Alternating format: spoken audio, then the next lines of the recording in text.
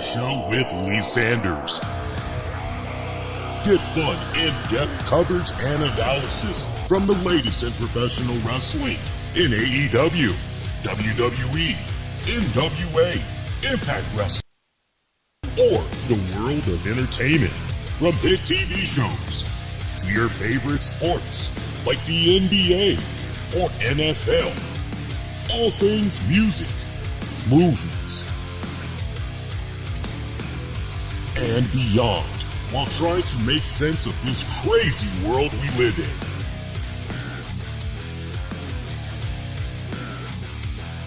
All while keeping it honest, insightful, and interactive since 2011. And now your host, live from the nation's capital of Washington, D.C., Lee Sanders.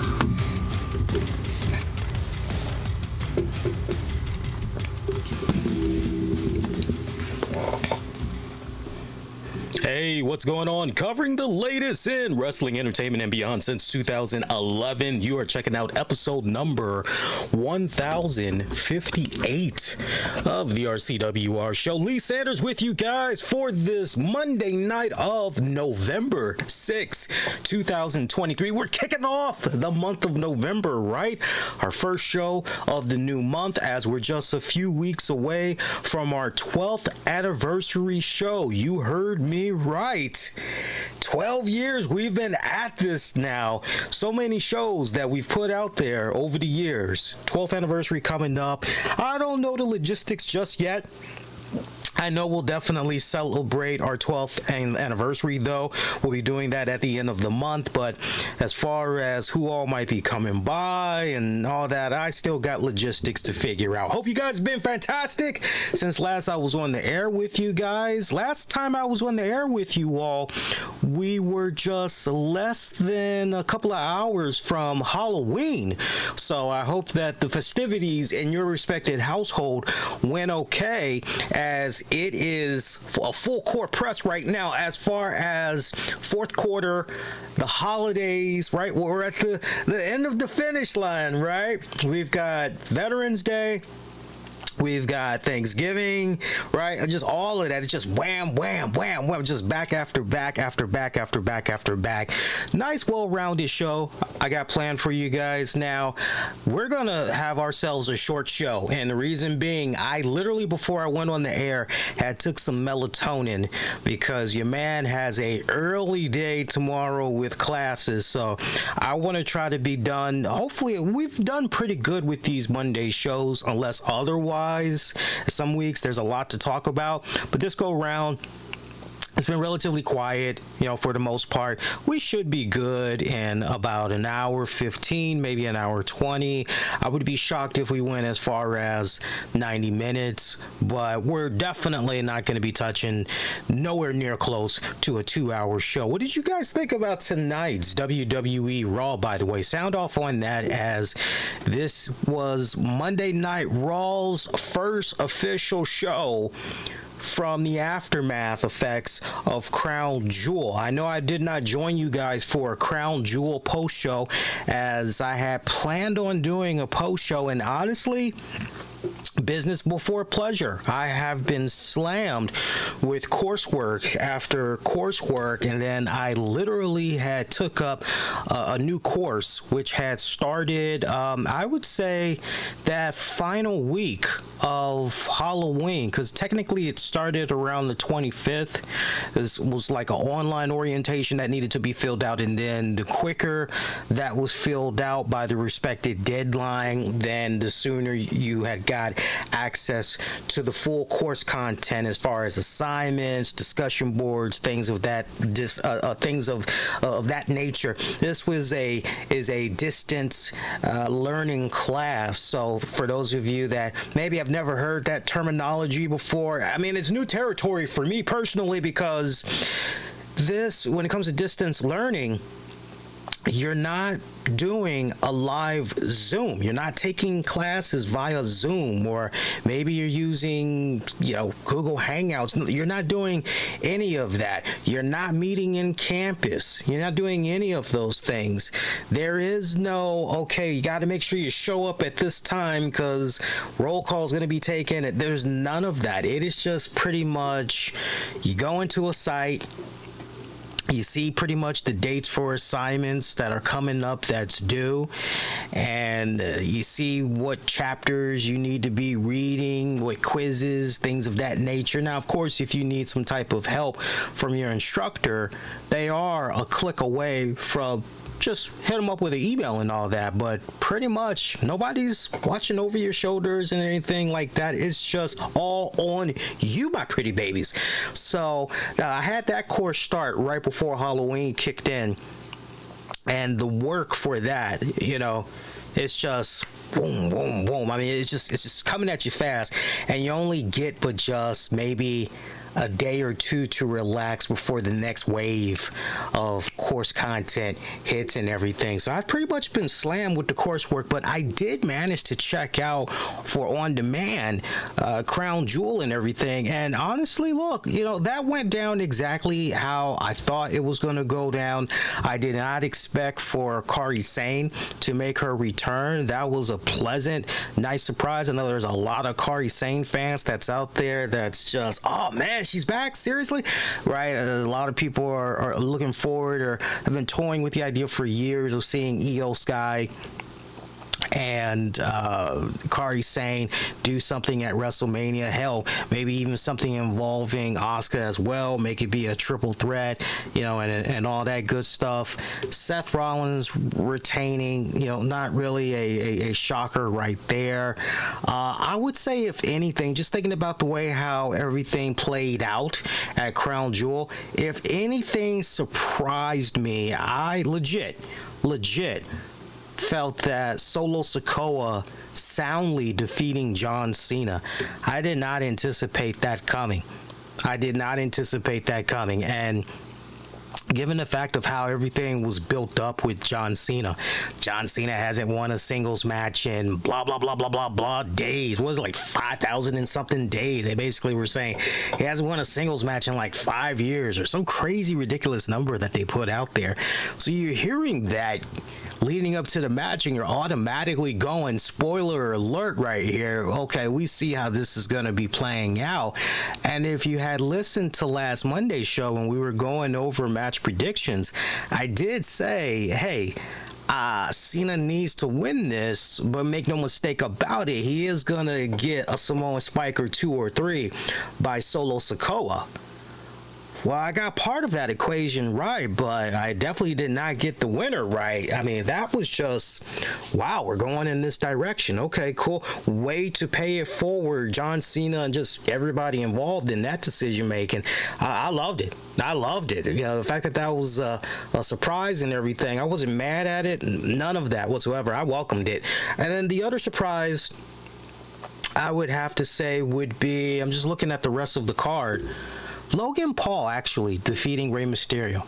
I was really under the impression that going into WrestleMania season, they were going to do their best to have Ray and his son Dominic, title versus title. There's everything I had alluded to from last Monday's show, but Logan Paul winning it, you know what? I welcome that as well, because I definitely take this as a sign that Logan Paul is going to be around in the WWE a little bit longer this rodeo. So I welcome that. I welcome that. And not to mention just the cross promotional branding that comes with it and everything. But I thought overall, Crown Jewel, pretty solid for what it was worth and everything. Now, coming from out of Crown Jewel, we had ourselves a new edition of Monday Night Raw.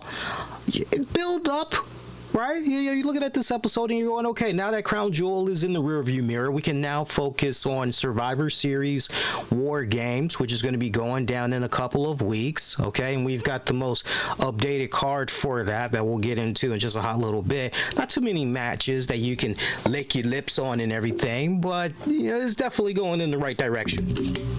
But this Monday Night Raw was definitely the build-up, the beginning of the build-up towards Survivor Series War Games. And I loved how they set the tone going into that and everything, from Sami Zayn coming out there interacting with Seth Rollins. And you know what? I don't know if somebody got in Seth Rollins' ear, but I tell you what, man, seeing what's been going on with the Seth Rollins character these past several weeks and these title defenses. Yes, he's been the fighting champion. Make no mistake about it, but that back, oh man, what is going on with that back? He's not at 100%. And yet we've seen Rollins involved in some of the most craziest spots in these title defenses. And you're going, man, this guy needs to be rolled out on some type of a stretcher or whatever. What the hell, man? And yet we see him the very next night on Monday Night Raw, and he's coming out there dancing and all that other good stuff. And you're just going, man, if you were trying to get a check from the government for disability, you have failed miserably, my friend, because, man, what injury is what I would say to Seth Rollins. I guess somebody had finally got in my man's ear or something, because I like the fact that when he came out there tonight, he's just kind of gingerly throwing up a finger at some of the people in the crowds, letting them know that he sees them and everything. But he's being ginger in the way that he's walking and everything. And he's even taking a little bit of time to somewhat hold his back just a little tiny bit and everything. So I like the fact that this go round, he was trying to sell and everything. I appreciate that, right? I definitely appreciated that. But Seth Rollins coming out there, giving Drew McIntyre a lot of props. He didn't think that Drew McIntyre was going to show up at Crown Jewel and face him one-on-one, that it was truly going to be a battle where let the best man win. He thought for sure Drew was going to side with Judgment Day and his hands was going to be full as a result. And then he gave a nod to Sami Zayn, giving Sami Zayn his respected props as well for that spot that he did coming in there at Crown Jewel and making sure that Damian Priest did not cash in that Money in the Bank briefcase, which he appreciated, but questions whether or not it was needed, whether or not Rollins was still going to be able to get the job done. This has Sami Zayn come out there and everything, and Seth Rollins reveals, hey, can't help but notice here you no longer have that Money in the Bank briefcases. It may be because Adam Pearce was waiting for you upon arrival at the arena earlier today and confiscated that Money in the Bank briefcase, to which Rollins says that's exactly what went down. How do you know about this? Rollins reveals that he actually had spoke to Adam Pearce after Zayn was done talking with Adam Pearce, and it was quite simple. He wanted to say to Adam Pearce, look, give Sami Zayn a shot for my World Heavyweight Championship. Adam Pearce, you really sure about this? Hey, the fighting champion, don't question the fighting champion. Just do what the man is requesting. So a golden ticket was right there on a silver platter for our boy Sami Zayn, anytime, any place. I don't know about you guys, but I was expecting for Sami Zayn to go, okay, anytime, any place. Tell you what, I know you're not really at 100% with that back and all that, so let's just do this in Chicago Survivor Series. That's what I was anticipating. I was not anticipating Sami Zayn saying, okay, since it's anytime, any place, let's do it right here tonight, Monday Night Raw. And that was our main event match. Was those two guys and everything. Let me turn that notification thingamajigger off. I hate when that happens. So my phone is connected Bluetooth wise. The phone is connected to the mixer, so we're good now. I just turned that off. Sorry about that.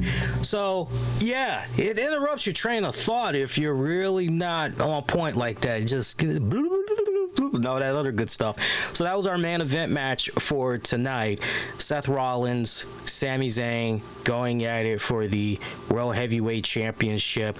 If I'm not mistaken by the stats that Michael Cole and the gang gave us tonight in regards to that championship match, I believe they said that was the first time in 5 months that the championship has been defended on Monday Night Raw. So we got ourselves a really nice, rare treat right here for what it was worth and everything. I enjoyed the main event match. I don't know about you guys, but I actually enjoyed the main event match.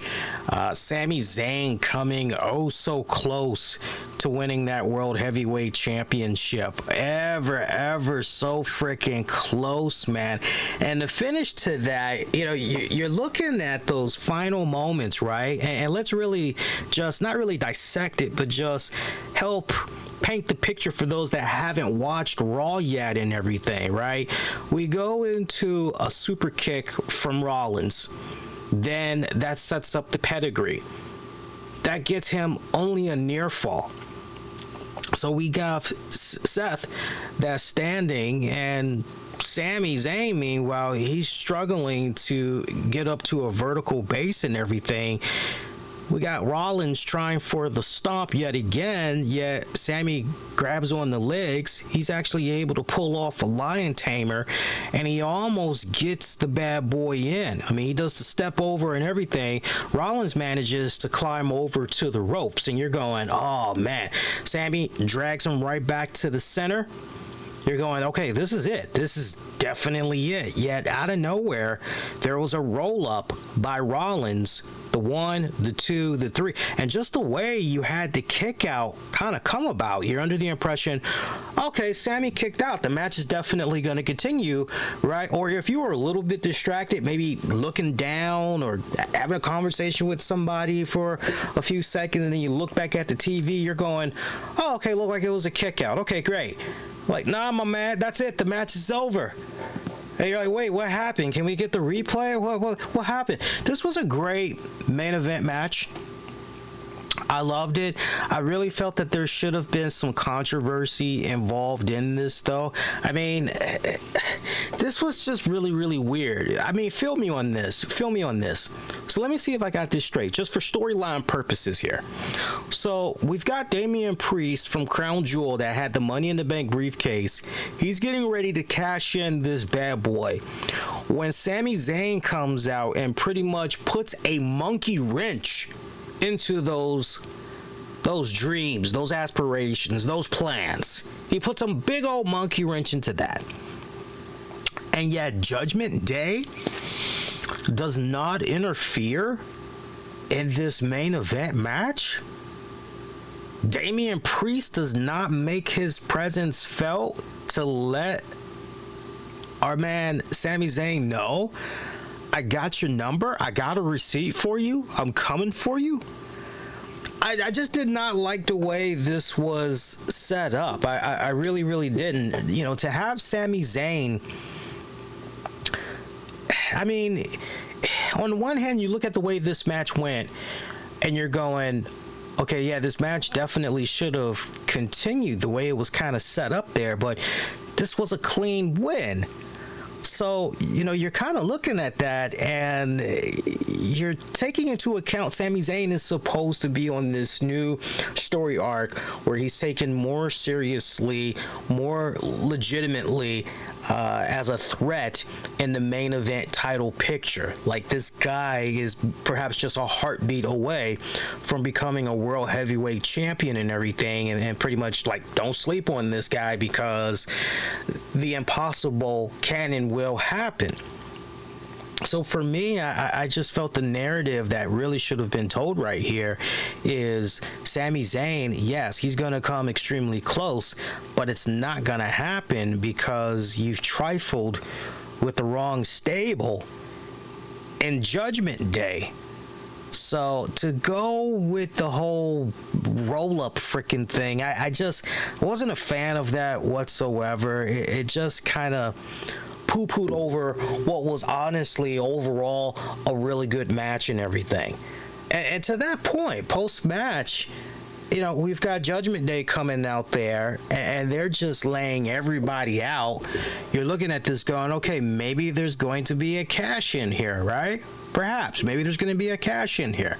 No, we've got the music of Jey Uso that plays up. By the way, I always laugh. It's like when somebody's getting their behind whooped, and you're going, oh, is there anybody available that's going to come out and maybe save these people? It always makes me chuckle when we hear the music of somebody that's coming out there for the save. Just happen to have the music queued up. Can't just come out there and I always get a chuckle at that. So we've got, and here's what was really funny about this too. At one point, we've got all the members of the Judgment Day that's looking over on the main ramp entrance as soon as they hear Jey Uso's music. And yeah, all of them turn their freaking back on this dude. And they're continuing to beat the living crap out of Sami Zayn and Seth Rollins.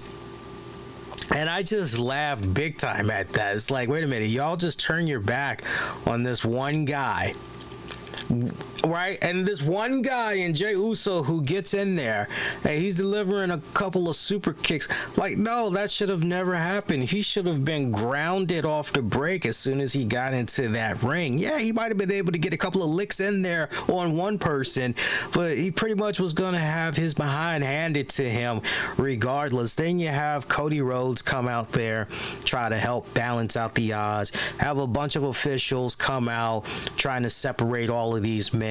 This leads to Raw General Manager Adam Pearce coming out saying, you know what, you guys want to play games? Fine, we'll freaking play games.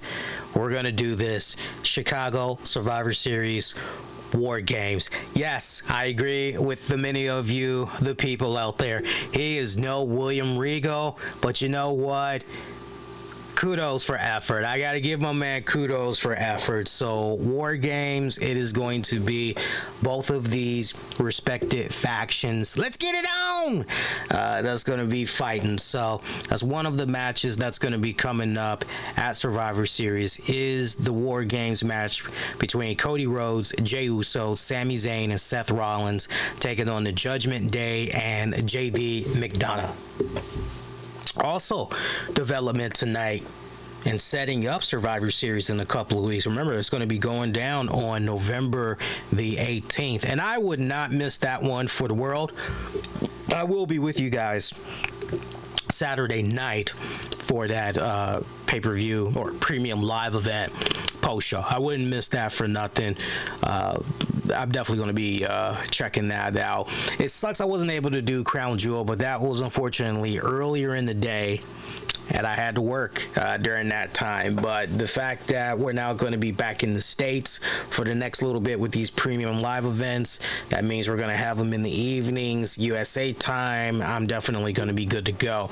Another piece of development that went down from tonight's Monday Night Raw was figuring out who was Gunther going to be facing for his Intercontinental Championship at Survivor Series. Well, we would find out as there was a fatal four-way match to crown a new number one contender.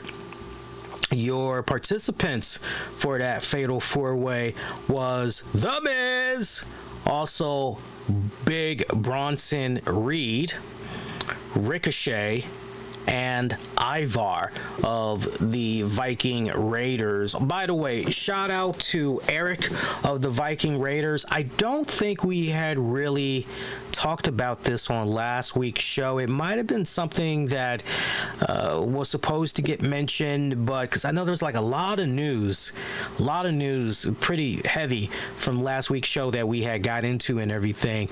I don't think we mentioned it, but speedy recovery to Eric of the Viking Raiders, who has successful fusion surgery on his spine in two respected areas. So he is on his way way to a full recovery.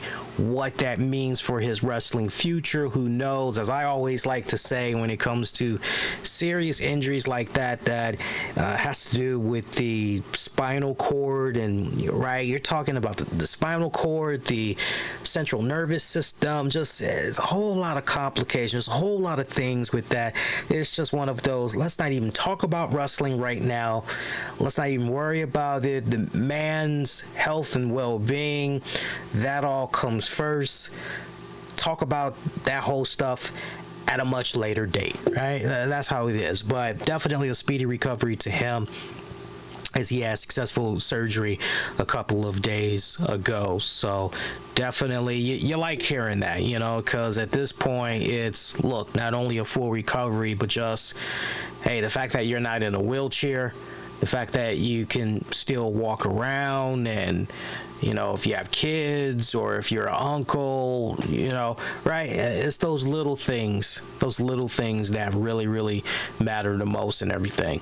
But this was our fatal four-way number one contendership match for the Intercontinental Championship. Miz picking up the win.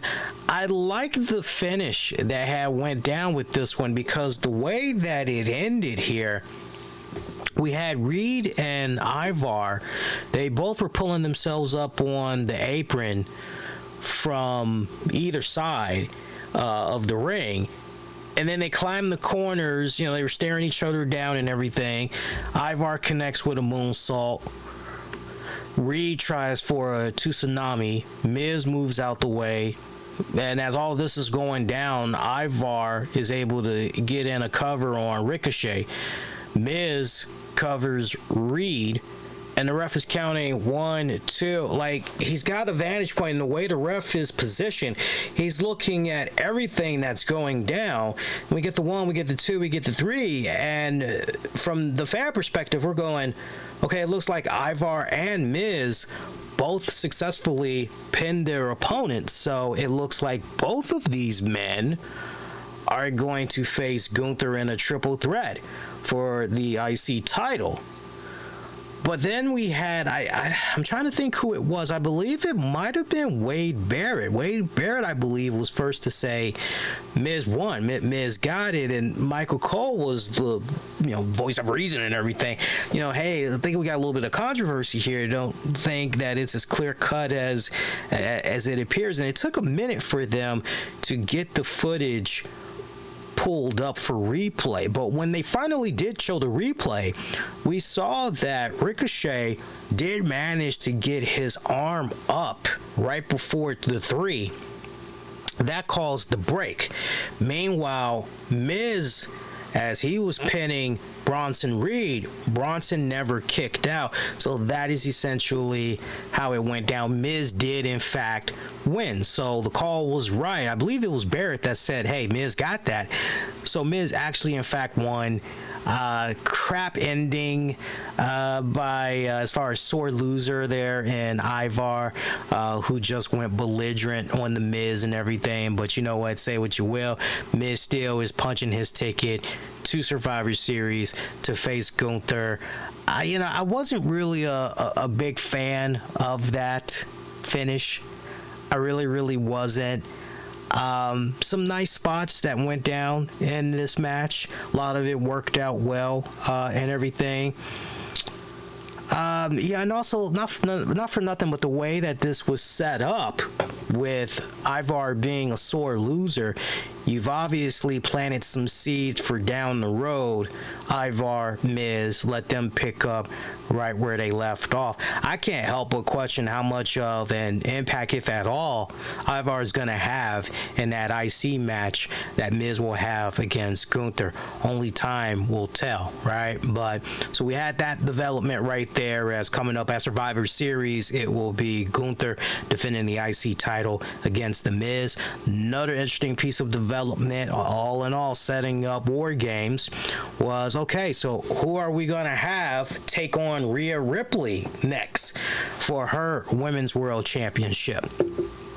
And we had ourselves a little bit of a Battle Royale elimination joint. Your participants for this one, let me just pull this up here.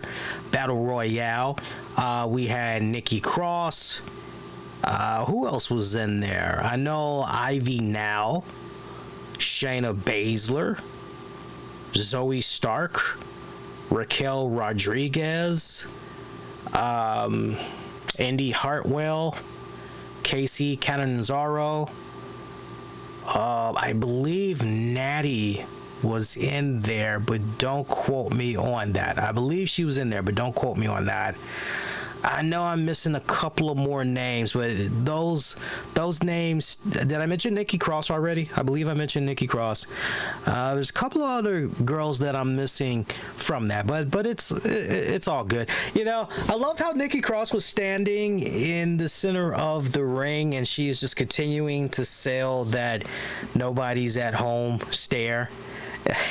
And all the other girls are around her. They're fighting and everything. Eventually, Nia Jax and Raquel Rodriguez, they go face to face, and Nikki is just standing right there in the middle.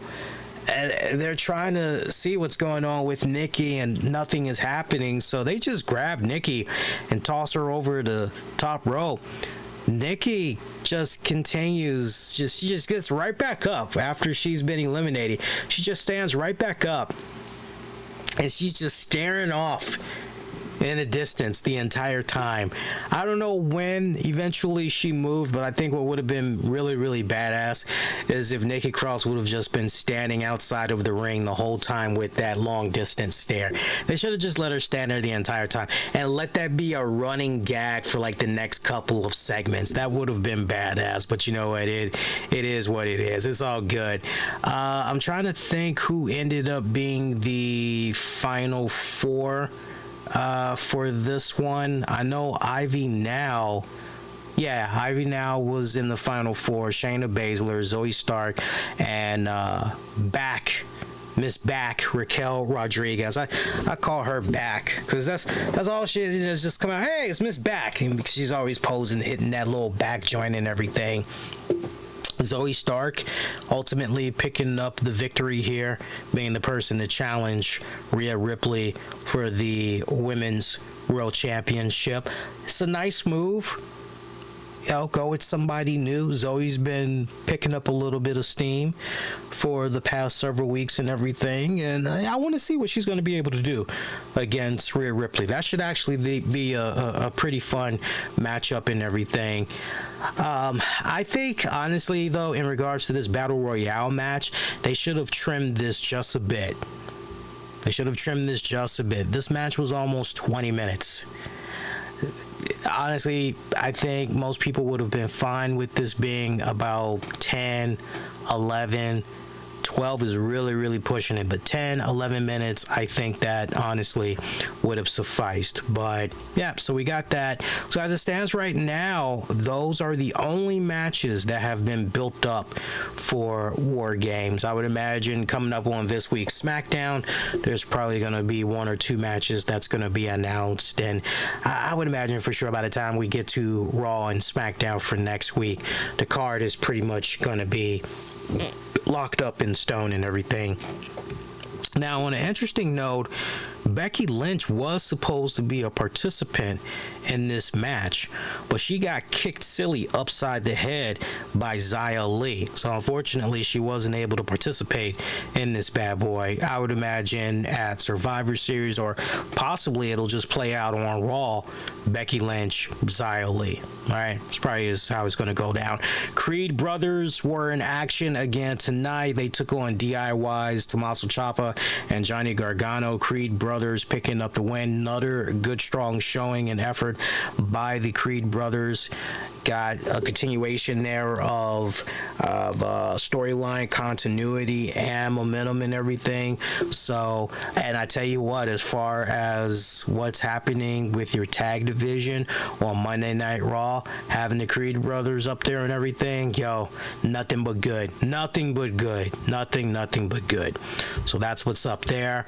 Some other other notes from tonight's WWE Raw: Shinsuke Nakamura squash match against Akira Tozawa, picking up a win on there. Judgment Day picking up a win over New Day. I feel like I'm maybe missing one other match, but I really don't think I am. I'm just looking at what I had wrote down in my show notes here. I don't believe I'm missing. Yeah, I'm not missing anything else. That pretty much was it. Solid edition of Monday Night Raw as far as building up towards your next premium live event, right? So, I mean, that's good and everything. You're continuing the evolution of your story arcs and all that. Showing some great emphasis on your tag division. Showing the women some love as well and the great diversity that you got going on there and everything. Popping it off the break, though, with War Games, right? That's pretty good as well. So yeah, this was a honestly well-rounded episode when it's all said and done. I definitely had enjoyed it. All right, so that is the talk of Raw. We've been finding our groove these past couple of weeks with the talk of Raw, man. We've been done in like 25, almost 30 minutes, give or take. I love it. I freaking love it. Just boom, boom, boom, just in and out. I'm freaking loving it. See some other stuff that we can get into on tonight's show. One question that I want to tackle. We loosely addressed it a couple of weeks ago, but yeah, we didn't really dig all the way in, and it's kind of a two-parter, right?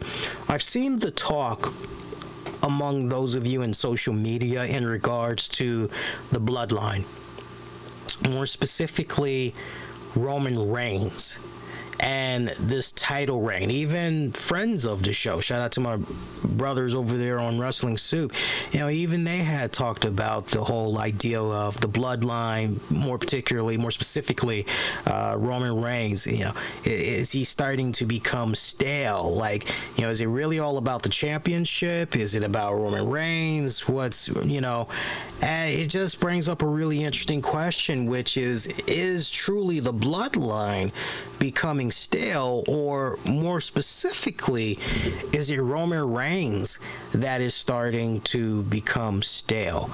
And you know, you just hear that, and you know, you want to say, well, obviously, but it's, well, wait a minute, pause.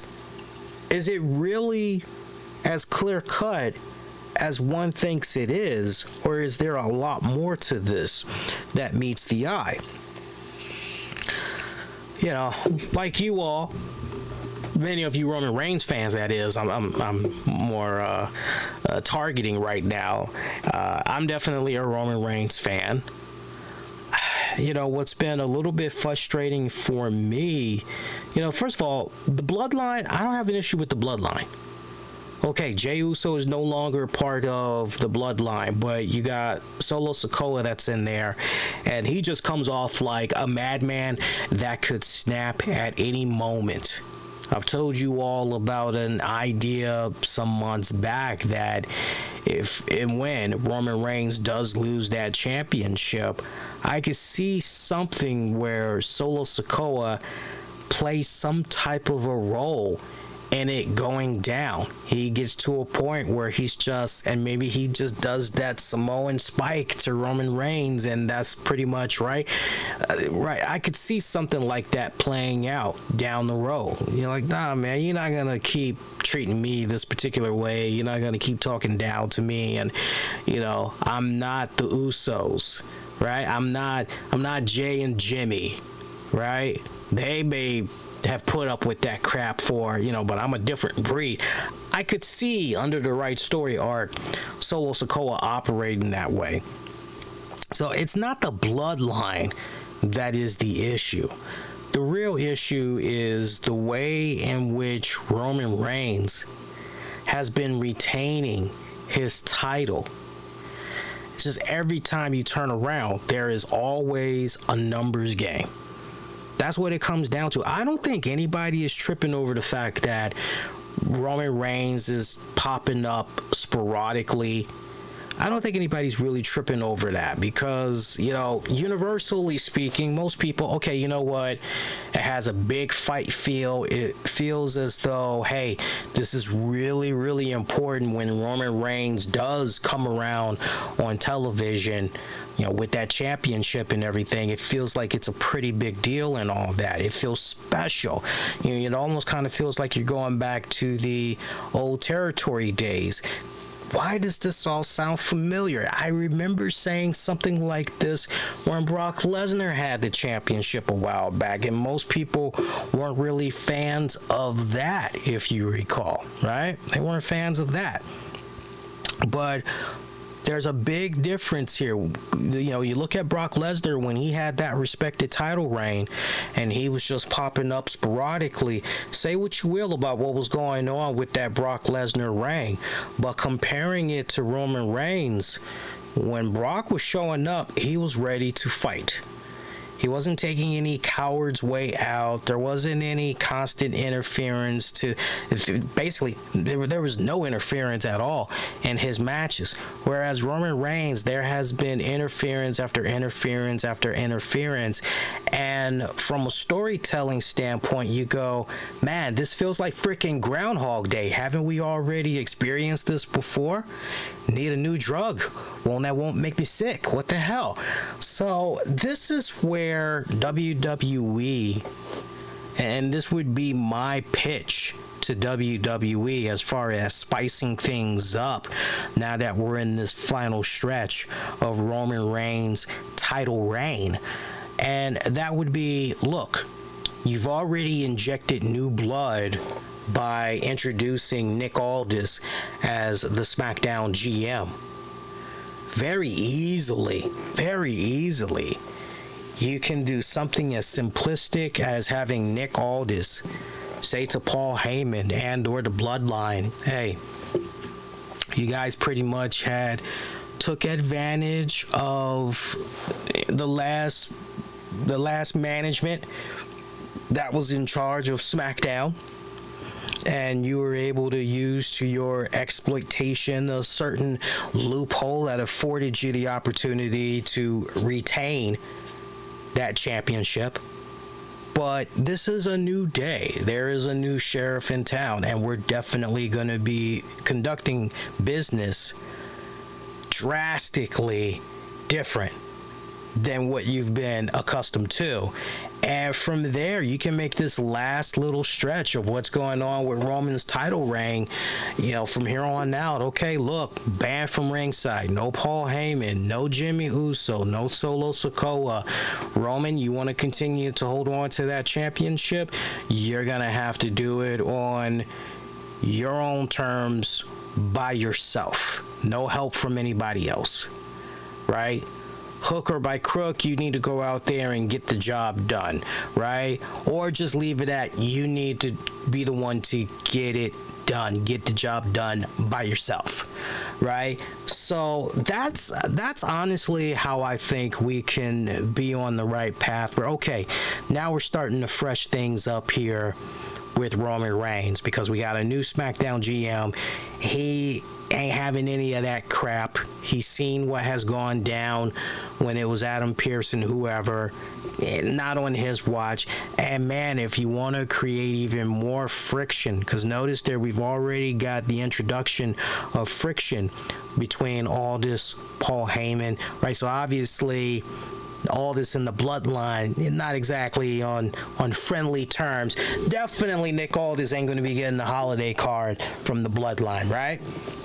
So you're going down the right path here as far as continuation of, and what better way to continue to get Nick Aldis over as the new SmackDown GM too, right? It's definitely something that I hope WWE continues to play around with when it's all said and done, because I think that if they were to operate in that capacity, that in part, I'm not saying that's going to solve a lot of the problems that's going on with Roman Reigns, but it definitely will help, because you can't keep doing this. You can't keep having a main event where Roman Reigns is involved and just go, yeah, it's going to be some 20, 30, 40 freaking minute match, and Roman's going to win because there's going to be this interference and there's going to be that interference, and then this is going to go down, and then, right? I mean, you can almost, it's gotten to a point now where you can freaking predict how these Roman Reigns matches are going to go down. By the way, shout out to LA Knight. He hit a freaking home run as far as I was concerned. That was a really great match between him and Roman Reigns. Hey, before we go any further into the show, I want to take this time out and I want to offer thoughts, prayers, and condolences to the friends, family, fans, colleagues of Rob Thomas, also known as Rob Rage, who passed away a few days ago at the age of 41. Ridiculous, man. According to Slam Wrestling, shout out to them, Thompson had tragically suffered a cardiac arrest following competing at a Hammering Cancer 4 fundraising show out in Hamilton, Ontario. And despite attempts from fellow wrestlers and medical personnel to resuscitate him, he passed away while in commute to a nearby hospital. And Rob Rage had been a prominent member of the Ontario wrestling community. He's most recognizable to fans for his brief appearances as Road Warrior Hawk for Vice's Dark Side of the Ring. There's a couple of stuff that he did for Dark Side of the Ring. He'd been involved in the wrestling industry for a bit over a decade. Career goes as far back as 2012. Worked for a lot of independent wrestling promotions out in Canada. So very, very unfortunate. Definitely, once again, best wishes to Mr. Thompson's family, friends, colleagues. You know, I've been doing this show for such a long time, and at some point we talk about deaths, or hey, this person had passed away, and there's a big difference between, I feel, hey, there's been a death and passing. Death just out of nowhere. In my book, death, wow, it just boom, they're right. Passing, okay, it was their time, they lived a nice long life and everything, but in regards to Rob Rage's death, I never get used to talking about someone that's died when it happens during the holiday season. I mean, that is just, right? Because that family is going into Thanksgiving, or they're going into Christmas, or, whatever their religious beliefs are, whatever they, celebrate. It just sucks when you go into the fourth quarter of the final year, and then you got all those major holidays that's just right around the corner, just weeks apart from one another. Nothing stings more than when you lose that loved one. And then comes the first set of holidays after that person has passed, so essentially a year later, right? Oh, it's just, wouldn't wish it on worst enemy. Seriously, I would not wish something like that on my worst enemy. 45 though, that is just way too freaking young. Way too freaking young. Undertaker, Mark Calloway, shout out to him. He has launched a new podcast on Patreon, and this definitely has some in the podcasting community a bit upset, including some of my friends of the show, some of my brothers and sisters in the podcasting world that have been utilizing Patreon for a good number of years now, and I understand it. Because we've got Undertaker Mark Calloway, who could have easily gone to WWE and said, "Hey, I'm toying with the idea of doing a podcast. What's up? I want to give you guys first dibs. How do we do this revenue split?" But, I wouldn't be surprised if it was a case where Mark Calloway said to himself, well, look, you know what? The more money that I can actually pocket from this, the better. I really don't want to have that traditional split with WWE. I want to try to keep as much of the pizza pie as possible, and I'm sure that upon basically, okay, well, let's do this with Patreon, right? I'm not one to get up in somebody else's pockets, but I would imagine Patreon had took a pretty nice, okay, yeah, you're gonna come over, and also here's the thing. Because I remember when Patreon had first came out and when it first started building up traction, how it was initially advertised and all that, the mission statement of Patreon back in the day was, hey, we are all about those small content creators. We are about those mom and pops, more specifically, those mom and pop content creators.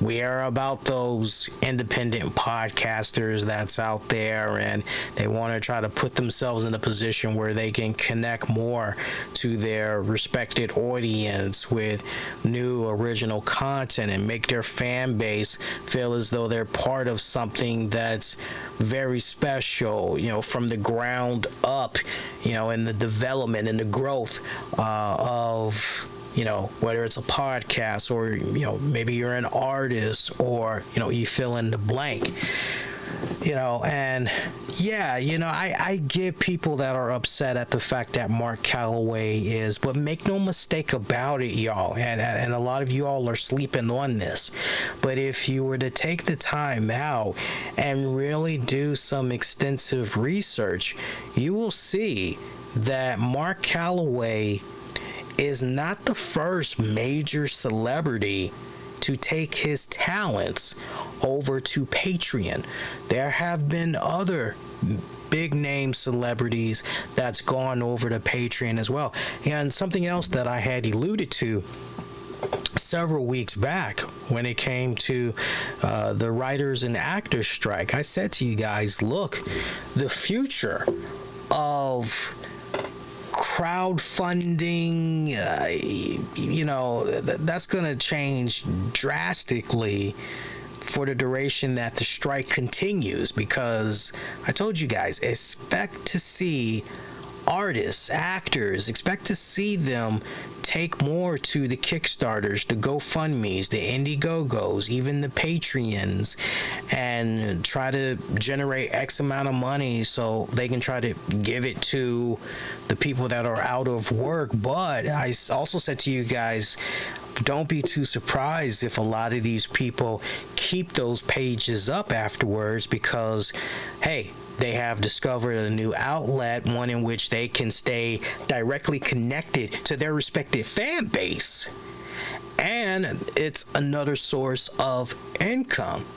And somebody that I had tried to hip you all to a couple of years back, I've mentioned his name off and on here on this show, but how many of you guys remember Shane from The Walking Dead, the Punisher guy, John Bartholomew?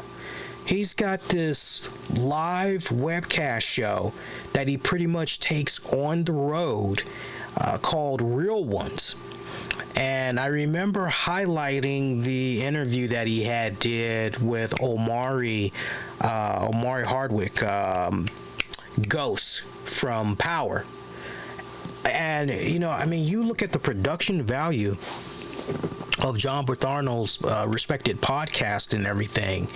It is top-notch freaking... it is banging on point. And this guy, he did all of this and on Patreon. He's got a great, strong following on Patreon and everything. And I remember saying to you guys way back then that, this trend, this is something that's going to continue. There's going to be even more and more big names that's going to be flocking on over to Patreon. Honestly, you think Patreon, even though they might have said what their mission statement is, what they're about and everything, you think they're going to stop John Barthorno or Mark Calloway from doing business with him? You think they're going to reject? No, right? No, because that's some, right? No matter how you split it, right? It's like they're still getting a decent amount of money off of those respected content creators. But, I do agree with those. See, Patreon, it doesn't affect me. There used to be a time where I tried to invest very heavily in Patreon. And honestly, the one thing that would always get the best of me was sitting down and trying to map out a schedule of, okay, when am I going to upload this? How am I going to edit that? Okay, what else can I try to upload? Being consistent, right? It was just for me too tedious, and it didn't justify with the amount of Patreons that we had at the time. If it would have been a case where I had like about 15, 20, 30 Patreons, then it's okay, you know what, it's worth it. But at most I just had a couple of drifters here and there, and it just in the end, when it came to, okay, time consumption wise, production wise, what makes more sense, I finally had to really sit down and think about it and say, okay, well, but it was easy for me to break away from Patreon relatively early on. I know, sadly, for others, that's not really the case. There's a lot of people that are dependent on Patreon and all of that, but look, I'm like this. It'd be one thing if Mark Calloway was doing a podcast where, he is essentially tackling the latest wrestling headlines. Jim Cornette said what, and and he's doing one of those types of shows, but it would appear, for all intents and purposes, the type of show that he's putting out there, it is one where the fans are basically providing the input. Hey, what would you like to hear me talk about this week? Here's a poll. And he's sharing retro stories. I think there's one joint that's running around where apparently he made a bet with Vince McMahon. He won the bet. It was like for $100, and Vince McMahon paid that $100 back in pennies, and frickin' pennies. Lord only knows how long Vince McMahon had been sitting on all of those damn pennies. You feel me? But if that's how he's going to continue to operate his respected show, I say to all my friends and colleagues in the podcasting world that heavily talks about what all's happening in this crazy world of professional wrestling, I don't really look at Mark Calloway as a threat to you guys. Just keep doing what you're doing, and there's enough real estate that can honestly go around, and you all know better what's going on with your respected fan bases. And look, as long as you're continuing to put the type of content that your Patreon members want to continue to feast upon, then just keep at it, and they'll be happy. You'll definitely be happy. But I could see where it can be a little bit, what the hell, you really don't need to be coming over here with this. Why not just go on YouTube or something? And I get it. Trust me, I definitely get it. It definitely goes against the initial mission statement that Patreon had put out there. But what are you gonna do? What are you gonna do? Seriously, what are you gonna do when it's all said and done? Smashing Pumpkins NWA president and owner Billy Corgan he may have cost the NWA their respective TV deal on the CW because of a cocaine stunt. My God, we sadly did not get a chance to talk about this. We probably would have been able to talk about it had we done a show last Wednesday, but I mean, you hear this news and you go, what the hell? So NWA, there was some pay-per-view that they did, and I saw the footage in question initially, like hours after that NWA event had ended, and you freaking see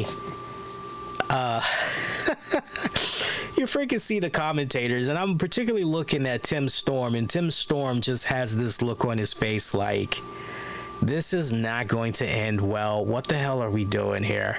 Seriously, he looked like he was ready to break character and just, what the hell? But off in the distance, we see the sinister minister, the Father James Mitchell. He's just laughing it up, and he's passing something around, and there's a bunch of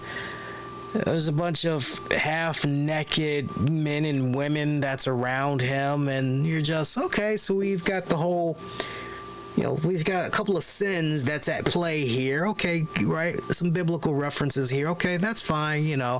Some alcohol consumption. Okay, that's fine. But then we see the Father James Mitchell bust out a thing of cocaine, right?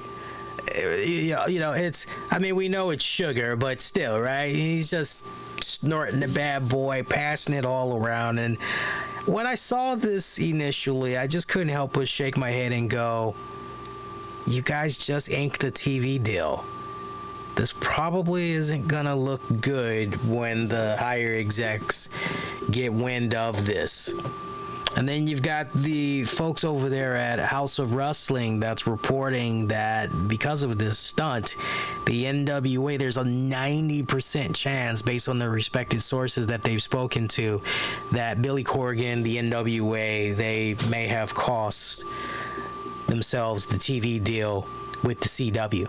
Because initially what was supposed to go down with this TV deal that they inked with CW, they were supposed to get new episodes of NWA Power, and then a second show, which was going to be some type of a reality show that Billy Corgan had already spent the money on. So he funded it himself. He's the executive producer of it, all of that.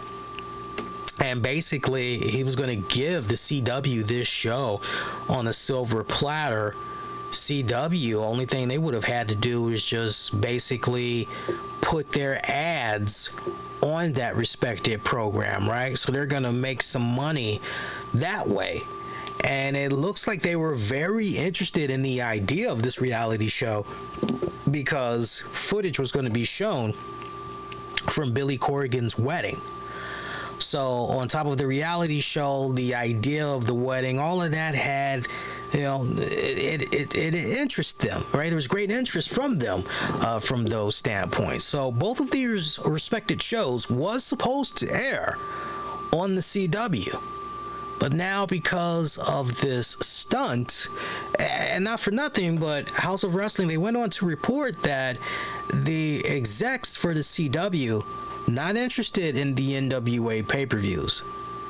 They were only interested in what was going to be happening with the NWA Power Show and this soon-to-be titled reality show. But they got flooded on social media, and ultimately they caught wind of this sugar cocaine stunt that it's been said that they are not pleased, very upset at what had went down, to the point that these shows are no longer allegedly going to be on the CW network, but instead is going to be on the CW app, exclusively on the app. So just really stop and think about that for a second. You go on these interviews, you do these tours, you make up this whole thing, not make up, but you share the news that you're going to be involved with a top 20 cable network, right? And, you hear that and you go, okay, well, process of elimination, it's either going to be this, or this. There's only but so many, right? And for a lot of people, you easily guess, okay, probably CW. So to go from that, and that would have been great because, okay, so basically Billy Corgan and crew, what you're essentially doing is, you're hoping that you can make some type of, you're hoping that by being on the CW, a top 20 network, you're hoping that it will help grow your audience. You'll be able to sell more tickets to your NWA events. Thus, in turn, hopefully you can sell even more pay-per-view buy rates and all that, right? Okay? You're hoping that it can, right, just a domino effect, right? But now you've possibly been delegated to, no, you're just going to go on the app. And this was a stunt that Billy Corgan insisted on doing at the pay-per-view. And, bless his heart, but, Billy Corgan has always struck me as somebody of high intellect. He's always struck me as somebody that, yeah, he's gonna ride that line a little bit, but even he knows when, okay, you know what? I just need to back away from that because that's going to be too hot. I really don't want the, should I have expected any less? Because after all, Tyrus was his world heavyweight champion. I really shouldn't be saying that I'm surprised by this latest stunt, but legit, I really am surprised by this latest stunt from Billy Corgan because I would have thought he would have been smarter than that. I know he just recently welcomed a child, but I'm just curious as far as obtaining his local and regional news. I just can't help but wonder how caught up Billy Corgan is on his news, because I tell you what, ever since I started taking this one new course, Drugs and Society, I have just been learning the craziest things that's been happening with our adolescents, that's been happening with our teens, and the drug use, the alcohol use that's come into play, psychoactive drugs and everything, and just the alarming rate that the numbers are continuing to grow. And part of the problem is the way media glorifies some of these bad vices, whether it's in video games or it's TV, comic books, or you name it.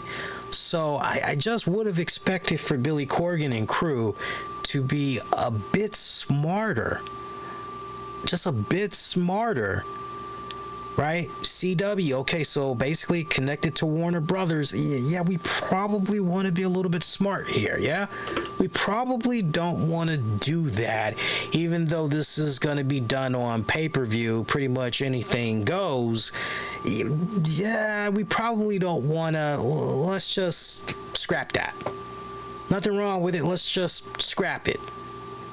I don't know what this guy was thinking, but, if everything turns out to be accurate as far as this reporting goes, couldn't happen to a nicer guy.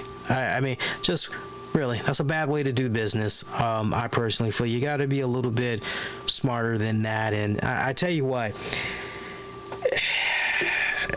this will be a painful lesson for him to learn. If this holds up and it turns out no NWA in his little reality show, if it is going to be delegated to the app instead of the network, talk about a tough pill or two to swallow. Because it's like, man, you were really, really hoping for... I think I can share this story without mentioning any names. It almost reminds me of a really bad TV deal that a friend of mine involved in the wrestling business many years ago had experienced. There was a TV deal that they had inked. Now, they didn't have this kind of controversy whatsoever, but there was a deal that they had inked. Everything was signed, sealed, delivered. At this point, the only thing that they pretty much were waiting on was, okay, what's going on with the launch date? When are we gonna, premiere on this network? And there was this one date that was given to them, and then I think the date got changed around a couple of times on them. I think it got changed maybe 3 or 4 times, but they were still, my friend and the respected wrestling promotion, they were still very. And I remember when they had shared with me the news, I was given this news like 3 months, I believe, before they were supposed to have their series premiere for this respected network. And we were in preliminary talks and everything to have wrestlers from this respected promotion. And no, it's not Wild Women of Wrestling. I want to just, before anybody thinks like, had nothing to do with them. But we were in preliminary talks to have certain wrestlers appear on my show so that we can put the new series of theirs, this wrestling series of theirs, put that over, put the talents over, all that stuff. It was going to be a great cross promotional thing that we were going to do and everything. But as we got closer and closer to that series premiere date, all of a sudden, person that was in charge of securing original programming and all that, all of a sudden they got cold feet and they backed out. And of course my friend and the wrestling promotion people, they're like, wait a minute, we've inked this deal, what the hell you mean you're backing now? You can't, like, we've already signed everything, we've done all this heavy promoting, what's going on? Like, did we do something wrong? What the heck is going on here? And basically I think in layman's terms, it was a case where they had got a better deal from somebody else, and it had nothing to do with wrestling, but they had got a better deal essentially for those respected time slots. And basically the wrestling promotion that was supposed to have those time slots, their time slots pretty much were sold under their nose to these other, it was really bad what all had went down. And I remember something about they were going to try to sue, and I don't know what had became of that. I really couldn't even tell you when it's all said and done, but I know at the time they were really banking on that TV deal, because they were hoping that with that TV deal, that it would bring in a new audience, that it would help them big time as far as merchandising, selling tickets to future events, right down to the point they're even talking about, look, if we can get it to a point where maybe in about a year or two, financially, if we can get it to a point where we're cash flow positive, maybe we can then branch out into doing pay-per-views as well. And it's just one of those, like, when you have a good thing that's going, you don't want to mess it up, right? Especially when you're trying to get it off the ground and running. That's the whole point, right? So it's going to be interesting to see what happens with this going forward. So some other stuff that we can get into. Ric Flair. It's been announced that Ric Flair has signed a 4-year deal with AEW. And his his Woo energy drink, that bad boy has pretty much picked up like a majority, if not 100% of his salary while he's in AEW. So this is pretty much, here I am, baby, signed, sealed, delivered. I'm yours. Very similar to what had went down with Macho Man when he had the whole Slim Jim sponsorship deal that was going on, and then he jumped to WCW. WCW, they're like, so how much would it typically cost to get, and once the numbers was, figured out and put out there and everything, Slim Jim basically paid for Macho Man. So, essentially, WCW got Macho Man for free thanks to Slim Jim. So, not for nothing, but Ric Flair, he did try to go to the WWE, and he did say to them, woo, I'll tell you what, brother, woo, he did try to pitch to them, look, I've got this drink, but as we all know, WWE's been pushing that whole C4 thing. You've also got Logan Paul whenever he comes in with his prime drink and all that crap. So there's enough energy drink real estate covered already in the WWE, so they had passed. Flair just hit up Tony Khan and was like, because they've been friends for such a long time, Tony Khan's like, yeah, sure, let's go. And one thing leads to another. And look, honestly, I think Tony Khan has always wanted to do business with Ric Flair, but we all remember that Dark Side of the Ring plane ride from hell episode that came about. New generation hearing about these stories with Ric Flair and going, whoa. And the distance. Remember Car Shield? Car Shield knows cars. Woo! All them people, oh, outrageous. Oh, yeah, we're no longer airing. Yeah, we've pulled the commercials. I'm like, you've pulled the commercials, yet I can turn on Tubi TV or I can turn this on, and you guys are actually still showing the Car Shield commercials with frickin' Ric Flair. So, yeah, nice try. But, anyway. And obviously, Tony Khan, AEW and crew, they had to back away from him for a bit, but you just knew that eventually, once everything was going to die down, that Ric Flair was going to. I don't think it's so much, as far as like the issue with Ric Flair, I don't think it's so much Ric Flair in AEW. I don't think anybody has a problem with that, a legit problem with that.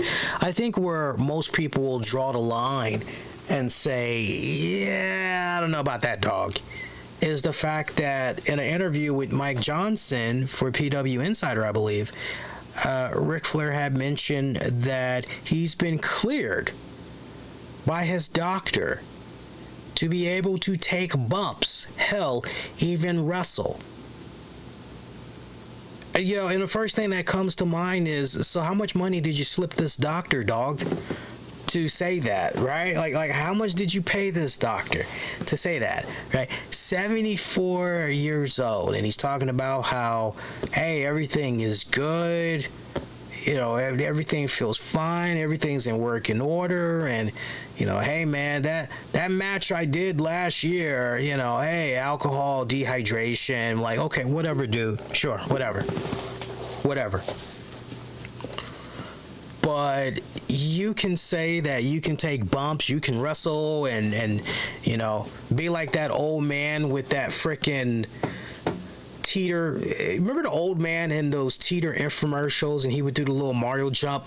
I feel great. Remember that little guy? You could do that all you want, Ric Flair, but like, if I could have the ear of Tony Khan, I am going, Tony Khan, hey man, I know you saw Ric Flair's last match. And yeah, he wants to say dehydration. He drunk all these beers all day leading up to his match and all this other. It's like, but dude, you got big responsibilities to your sponsors, your advertisers. Is that something you really want to gamble with? Do you really want to take that gamble and have Ric Flair wrestle a match? Just the ramifications that could come from that. I mean, it could go either way. Either you'll have a decent moment, or you're gonna have a piss poor, just right. Is it really worth the risk? I first heard about, Ric Flair and AEW. I'm going, okay, well, look, you go from one legend to another. Once Sting is done, okay, no problem. You got another legend that's there in Nature Boy Ric Flair. Okay, it's an easy transition. Just think about the fact that when it comes to that Ric Flair IP, what you'll be able to access as far as original merchandise. Lord knows every time you turn around, AEW is always, hey, we've got this cool figure, or we've got this cool bobblehead, or, we've got this new AEW card, right? They usually are promoting this stuff. So to be able to do business with Ric Flair and Ric Flair's IP, I mean, that'd be great. Video games, all that stuff, right? Comic books, whatever you want to do. That's great. That's great. That's good business. But now we're talking about possibly the idea of this guy wrestling. Hell to the no. Stay away. Just stay away. Stay away. Hell to the no. Stay away. I'm not really. No. Just stay away. Please stay away. I think anybody that has a pair of eyeballs that saw that Ric Flair match from last year is just shaking their head and they're just going, even the most hardcore AEW fan, and I would like to believe they have seen the Ric Flair last match. Even if some of them are saying, well, it wasn't that bad. Okay, well, would you want to see that again? I bet you even they're going, yeah, no, that I'm good. I mean, seriously, man. Seriously. All right, so on that note, let's take a fork in it, man. Let's call this one DONE done. There was like one or two other items that we could have got into. I know one thing was about SmackDown / Fox and the fact that they're going to be going back to the USA Network next year. I wanted to get into some comments that the Fox CEO had made during a conference call in regards to SmackDown, but we can get into that on Wednesday's show. I will be back with you guys for Wednesday, and I think going forward, just until things kind of tone down a little bit more with the workload from classes and from work, but more specifically from the classes, because at this point I gotta finish out strong for the month of November. And like most of my classes are going to be done mid-December, around mid-December.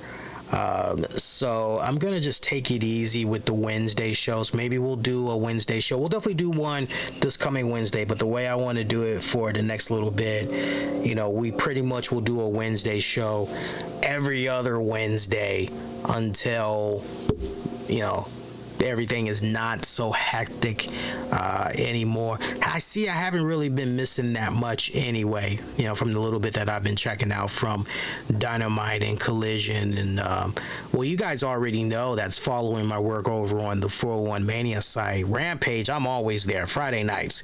So if you ever want to know my thoughts about Rampage, just go to the 401 Mania site. I'm providing live written up coverage for Rampage, and I usually come right back 15 minutes later, give my overall written review of the show and everything. But definitely I'll be with you guys this Wednesday, which is going to be November 8th, 2023. Be kind, rewind, check out previous episodes you might have missed on demand and on the downloads wherever you get your podcast. We're all over the place. Just search the RCWR show. You can also follow me on X, formerly known as Twitter, Facebook. I've been trying to get more into the YouTube shorts. I know I had posted something a couple of days ago with Holly, the newest addition to the family, and I would imagine off and on during the broadcast here tonight for our webcast audience, you've probably seen Holly. I love playing certain shows back when I know that one of my furry daughters have been in here hanging out with me, and in this case, Holly, she's doing good, by the way, for those of you that might be curious. She's definitely, she loves to eat. we're breaking her in good. You know, it's interesting because when we had got her older sister, Chloe, a couple of years ago, about 2 years ago. She's got a birthday coming up too, Chloe. She's got a birthday coming up later this week. So got to figure out what we're going to get from Chewy and all that good stuff. But when it came to Chloe, you know, I mainly was relying on Wifey because Wifey has had the experience raising dogs since they were puppies and everything. So I mainly was relying on her expertise and everything. And you know, we had Chloe just peeing in the bed, just peeing and pooping in the bed, peeing and pooping all over the place. And it's like, try to, you know. And, you know, it's funny. It's kind of like, you know, those commercials that's running around. I think, I don't know if it's Pampers or whatever, but they show the mom and the dad, they have their first kid. And it's just a train wreck, but then when it comes to the second kid, they're freaking pros. That's how I feel this go round when it comes to Holly. Now I feel like a pro because all the experience that I had with Chloe, okay, man, did this wrong, did that wrong, did this wrong, did that wrong. Like, Holly's been a sweetheart. You know, Holly's been a sweetheart because I remember the number one issue that, or question that I had in regards to Holly was what's going on with her potty training. And once I got Holly over here and I had asked Wifey, so what's going on with her in potty training? They're like, you know, she says to me, oh, you know, she's good. You know, she's aware about doing stuff outside and she'll do it. I'm like, really? I'm like, okay. We'll have to test that. And sure enough, you know, it's like, but I gotta tell you, man, what's been a blessing and a curse at the same time is, and anybody knows this that's been a dog owner, right? An experienced dog owner, is you have to take your pet out, you know, when they're a pup.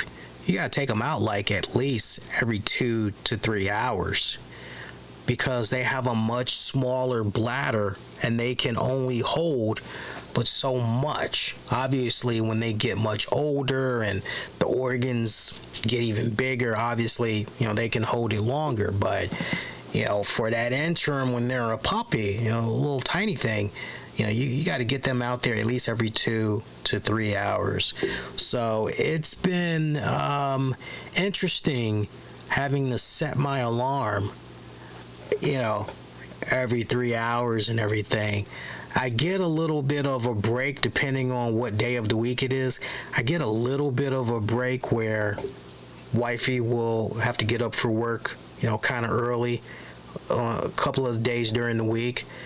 And so usually I'll have a period where I'll be able to sleep 6 hours straight because she'll pretty much get them that first wave. And then, so that first wave, this is going to sound really weird, but it'll make a lot of sense. So let me paint the picture for you like this. So let's say I let them out one more time around 1:30. And let's just say my wife has to get up for work. You know, she's got to start getting ready at like 4:30, right? I don't need to be up around that time because she'll be up. So once I let them out that last time around 1:30, I get to sleep that 2:30, that 3:30, that 4:30. Now, obviously, if the wifey is hooking them up at 4:30, they don't, you know, the young one doesn't need to get hooked up again for another 3 hours. So that's essentially 7:30, maybe 8 o'clock in the morning or something like that. So depending on the day of the week, there's like, the way it's been looking right now, there's only been 2 days out of the week where I'm able to get in at least 6 hours straight of sleep. Because let me tell you something, any pet owner can back me up on this. When you're taking care of a puppy, you know, you got to do it like clockwork. You got to do it that 2 to 3 hours. I know that sounds crazy because some of you guys are like, nah, man, like, you know, 4 hours or 5, you know, you don't want to play around. There's no worse feeling in the world than when you get up, you're moving around in the bed, and the next thing you know, you're covered in some type of wetness, right? Or, it's worse. It's worse. It's poop, right? There's no worse feeling in the world. But no, she's been great so far. She's been a sweetheart so far. Adapting to her surroundings very well. Loves playing with her sister. I tell you what, Chloe, her sister, when she first got here, Chloe was not a happy camper. But somehow I think she kind of realized, wait a minute, I don't know if it was maybe the scent she was picking up that like, hey, she's somehow related to me. I don't know what it is, but like now, she won't let her out of her sight. Loves to play with her, loves looking for her, all of that. Loves competing for the same affection and all of that. I love it. I freaking love it. So yeah, that's what's been going on here. So I talked a little bit more. I gave you guys almost an hour 30 minutes. I'm saying we're at the hour 29-minute mark. I'm going to get off the air before this melatonin really starts to kick in. So until Wednesday for your AEW post show, we'll go a little bit more all over the place, of course. I'm wishing all of you all to be safe. Most importantly, be kind to one another. Love the show. Support the show. Go the extra mile. Leave the ratings and reviews up on Spotify, on Apple Music, podcast, whatever they're calling it now. Really helps out a ton, especially as far as helping us reach more of a wider audience. Definitely do that. And thanks in advance. Till next go round, wishing all of y'all to be safe and most importantly, be kind to one another. Take care, y'all. Peace.